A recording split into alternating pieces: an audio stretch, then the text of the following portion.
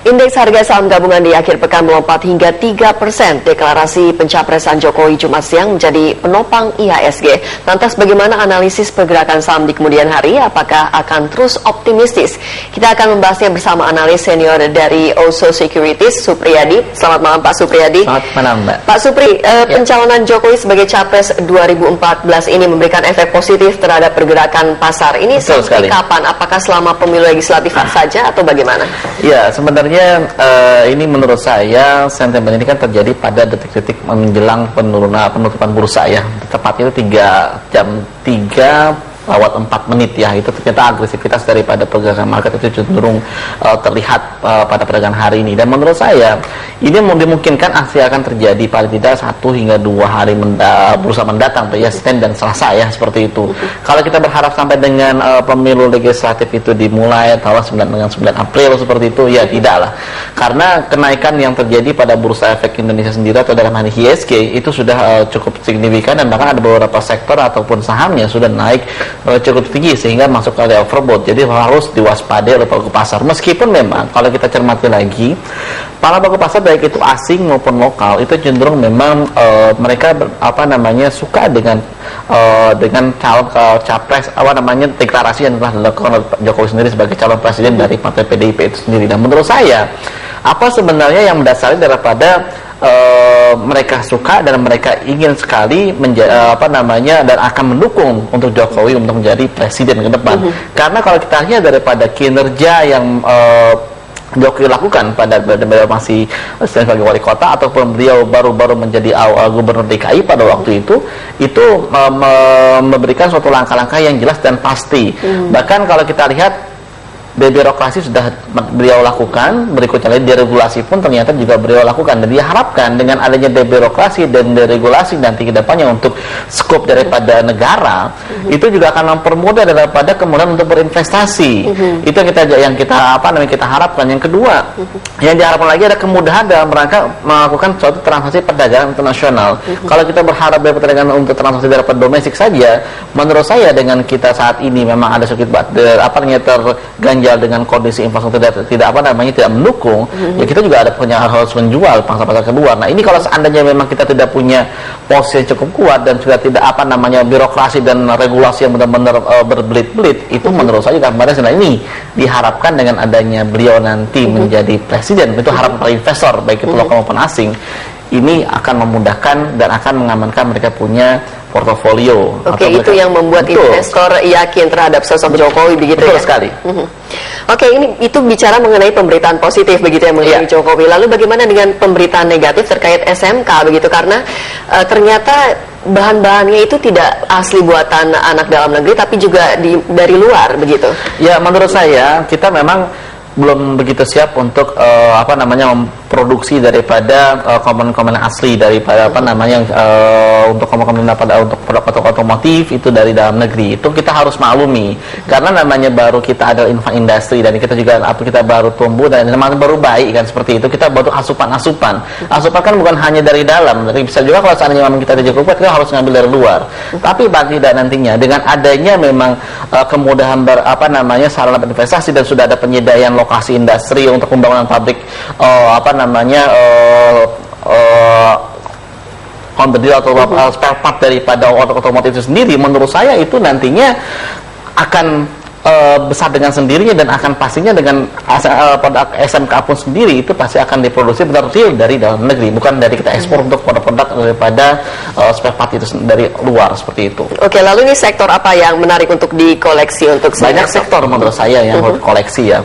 Kalau kita cermati pada hari ini sebenarnya bukan hanya pamor Jokowi yang menyebabkan daripada market melambung cukup tinggi pada hari ini, dan ada beberapa faktor lain seperti adalah dengan adanya stabilnya daripada BI rate, menurut saya ini juga direspon positif pada sektor perbankan. Kalau kita cermati lagi, kenaikan dari sektor perbankan itu sangat-sangat signifikan, bahkan average bank BUMN itu mencatat rata-rata kenaikan lebih dari 9% pada hari ini. Artinya pelaku pasar asing percaya kepada perbankan Indonesia dengan kinerja cukup oke, dengan mereka juga mencatatkan kinerja kualitas kredit yang cukup baik, dengan pertumbuhan kredit yang cukup tinggi, otomatis juga mereka juga akan mendapatkan net interest margin tinggi pula. Nah, makanya pada saat itu pula mereka masuk, apalagi dengan ada support daripada rumor pencapresan Jokowi itu sendiri, seperti itu. Di samping dengan adanya kabar positif sebelumnya, yaitu adalah BI Rate stabil di level 7,5%. Baik, Pak Supriyadi, kita break dulu dan pemirsa tetaplah bersama kami karena kami akan kembali usai jeda.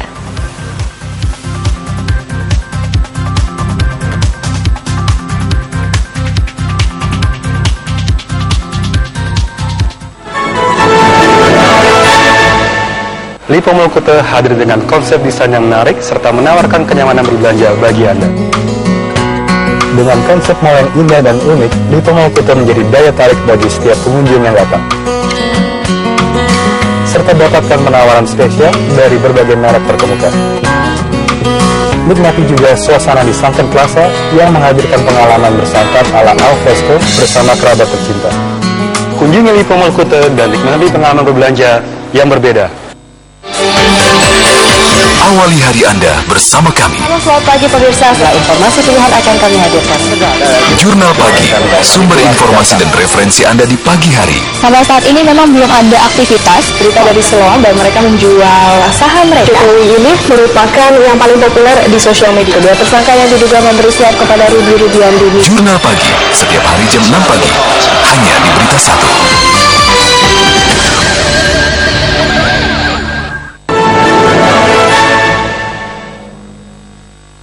Sejumlah emiten menyiapkan dana modal tahun ini, sementara lainnya menargetkan kinerja cemerlang di tahun pemilu. Berikut informasi sejumlah perusahaan yang melantai di bursa sebagai bahan pertimbangan Anda mengoleksi saham di awal pekan depan.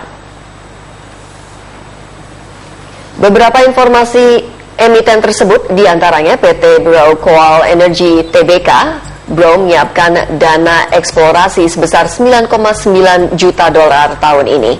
Sementara Jasa Marga memastikan rencana proyek tol atas laut Jakarta-Surabaya.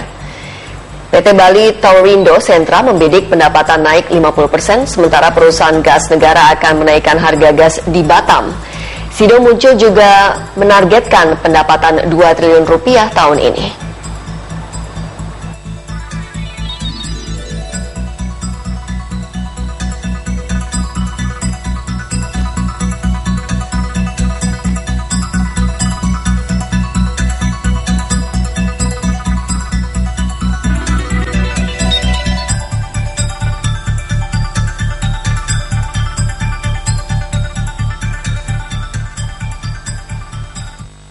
Baik Pak Supriyadi, setelah info emiten tadi ini, jadinya sentimen atau data apa yang patut dicermati oleh investor esok Senin? Ya, menurut saya yang perlu kita lihat lagi untuk Senin ya, kita bukan hanya mungkin dari faktor domestik, informasi data ekonomi relatif sedikit yang akan dirilis. Paling tidak kalau kita lihat, kita harus fokuskan terhadap data-data yang akan dirilis daripada ada Amerika ataupun daripada Eropa. Kalau kita cermati lagi di Amerika, ternyata kan penjualan retail di sana kan mengalami koreksi seperti itu dibandingkan dengan penjualan retail pada bulan sebelumnya. Otomatis juga membawa dampak negatif terhadap persepsi para investor terhadap dalam perekonomian mereka seperti itu. Kalau berikutnya lagi, kalau mungkin kita juga pertimbangan adalah kita harus lihat juga data manufacture maupun manufacture di sana yang apakah memang nantinya juga akan tetap bertahan, karena kalau di Amerika itu ada beberapa survei ya seperti itu, ada survei resmi dari pemerintah atau PMI, sebenarnya maupun ada survei dari lembaga swasta. Nah, namun menurut saya siapapun yang melakukan survei itu paling tidak kan akan mensupport daripada kelangsungan perekonomian di sana. Data-data real akan dikeluarkan. Itu menjadi pertimbangan tersendiri. Jadi kalau seandainya itu negatif, itu jadi pertimbangan kita bagaimana cara berinvestasi pada hari Senin dan Selasa mendatang seperti itu. Apakah memang kita akan menghold transaksinya ataupun kita lebih asik profit taking seperti itu. Lalu saham-saham apa saja yang Anda rekomendasikan? Iya, ada beberapa saham menurut saya. Pertama yang saya rekomendasikan adalah untuk dijual pada posisi atas, seperti hanya Bank BRI dan PTPP seperti itu. Meskipun dalam based on fundamental kedua perusahaan tersebut memang tidak bisa dilakukan kembali, memang sangat-sangat bagus. BBRI menurut saya kita bisa lepas di level untuk hari Senin mendatang, coba dilepas di level 11.000 kalau misalnya itu di highest sendiri. Tapi kalau seandainya terjadi penurunan, paling tidak kita coba tahan di level 9.600-an. Karena apa? Kemarin atau tadi ya itu sudah mengalami kenaikan relatif signifikan 10% lebih. Jadi rawan sekali koreksi karena sudah masuk carry overbought seperti itu. Jadi rawan koreksi, tapi kita ambil posisi jual pada posisi atasnya, seperti itu. Oke, lalu prediksi IHSG esok bagaimana? Ya, untuk IHSG menurut saya untuk esok hari rawan sekali mengalami koreksi karena sudah masuk kali overbought kembali. Jadi kalau pertimbangan saya sebagai seorang analis, bijaknya IHSG akan cenderung bergerak datar dan para investor harus waspada terhadap aksi profit taking. Paling tidak kalau seandainya kita ngambil major supportnya di level 4.840, tapi kalau seandainya nanti para investor cenderung masih optimis dan bisa mengkerek IHSG akan maju kembali dengan kencangnya, next target 4920 dimungkinkan akan terjadi pada IHSG, seperti itu. Ya, baik Pak Supriyadi, terima kasih atas analisanya. Sama-sama, Mbak. Sampai di sini kebesaran kita dalam Money Report. Anda bisa mengakses informasi bisnis terkini di website kami di berita1.com. Anda juga dapat mengirimkan informasi dan saran ke email kami di news@berita1.tv atau follow kami via Twitter, Facebook, dan YouTube. Saat lagi kami akan menghadirkan program News Update dan Jurnal Malam. Saya Rima Safira mewakili rekan Ade Mulia undur diri. Sampai jumpa.